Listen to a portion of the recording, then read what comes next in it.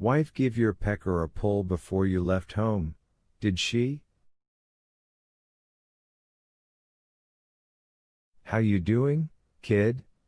I asked evenly, and at that he brightened for real.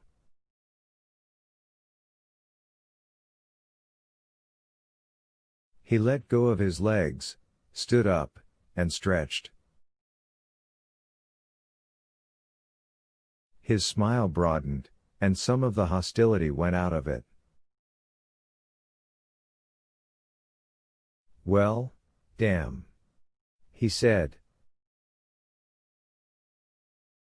You got my name right for once. What's the matter with you, Boss Edgecombe? You sick or somepin? No, not sick. I'd been sick, but John Coffey had taken care of that. His hands no longer knew the trick of tying a shoe, if they ever had, but they knew other tricks.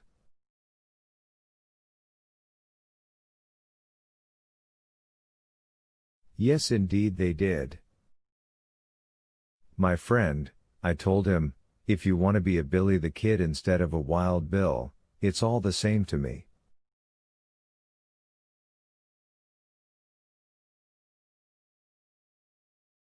He puffed visibly, like one of those loathsome fish that live in South American rivers and can sting you almost to death with the spines along their backs and sides.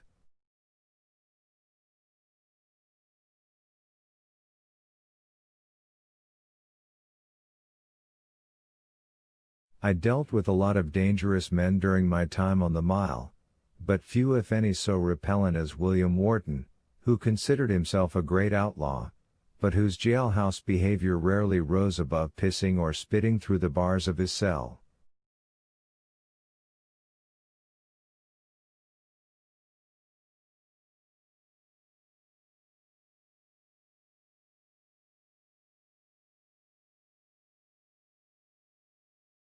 So far we hadn't given him the odd respect he felt was his by right, but on that particular night I wanted him tractable.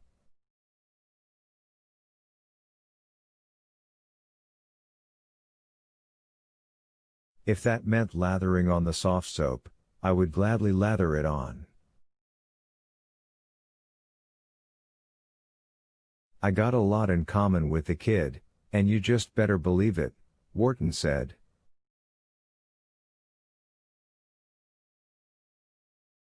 I didn't get here for stealing candy out of a dime store.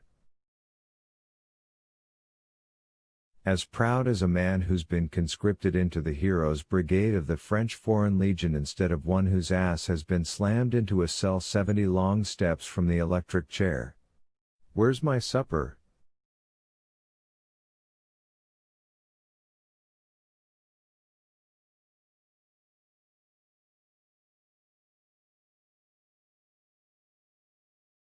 Come on, kid, report says you had it at 5:50. Meatloaf with gravy, mashed, peas. You don't con me that easy. He laughed expansively and sat down on his bunk again. Put on the radio, then. He said radio in the way people did back then when they were joking, so it rhymed with the 50s slang word daddy-o.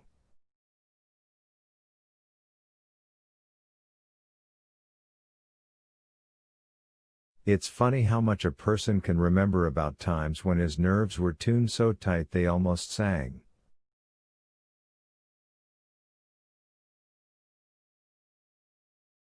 Maybe later, big boy, I said. I stepped away from his cell and looked down the corridor. Brutal had strolled down to the far end, where he checked to make sure the restraint room door was on the single lock instead of the double.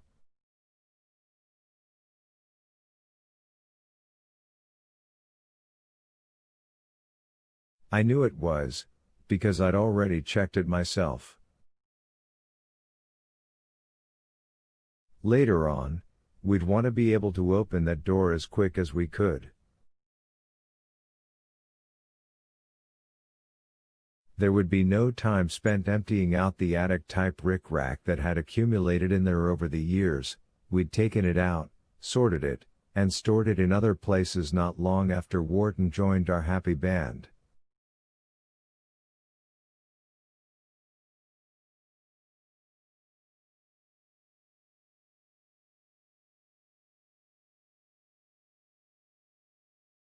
It had seemed to us the room with the soft walls was apt to get a lot of use, at least until Billy the Kid strolled the mile.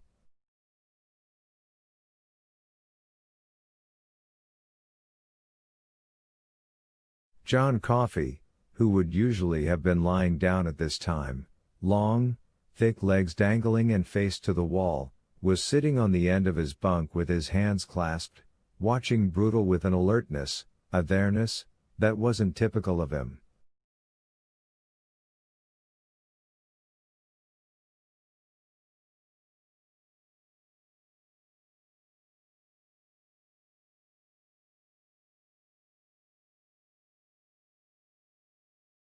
He wasn't leaking around the eyes, either. Brutal tried the door to the restraint room, then came on back up the mile.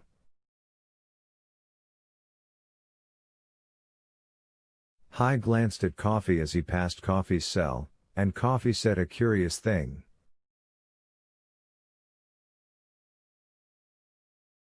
"Sure. I'd like a ride." As if responding to something Brutal had said. Brutal's eyes met mine. "He knows," I could almost hear him saying. "Somehow he knows." I shrugged and spread my hands, as if to say of course he knows. 5. Old Toot Toot made his last trip of the night down to E Block with his cart at about 8:45.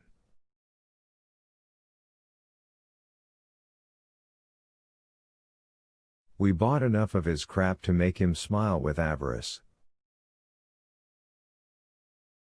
"Say, you boys seen that mouse?" he asked. We shook our heads. "Maybe Pretty Boy has," Toot said, and gestured with his head in the direction of the storage room, where Percy was either washing the floor, writing his report, or picking his ass.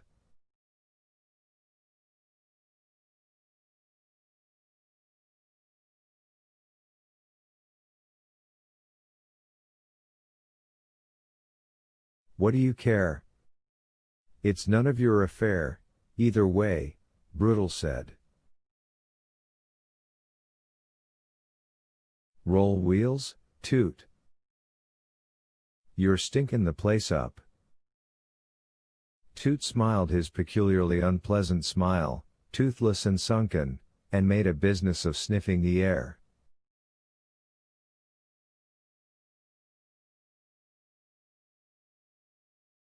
"That ain't me you smell," he said. "That be Dell, sayin' so long." Cackling, he rolled his cart out the door and into the exercise yard. And he went on rolling it for another 10 years, long after I was gone, hell, long after Cold Mountain was gone, selling moon pies and pops to the guards and prisoners who could afford them.